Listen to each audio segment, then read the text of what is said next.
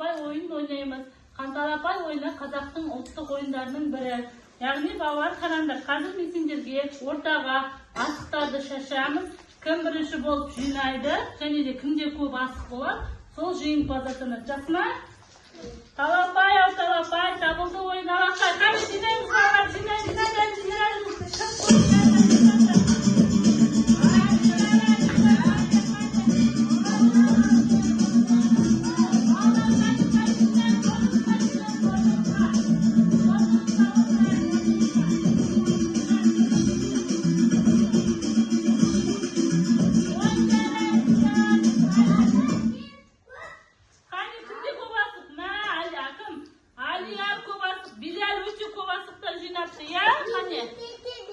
Тамерлан, Айтөре, қане мына балалар, қазір жеңімпаз бізде Біләл болды, өйткені көп асықты Біләл жинапты, және Азимов жинапты. Қане балалар,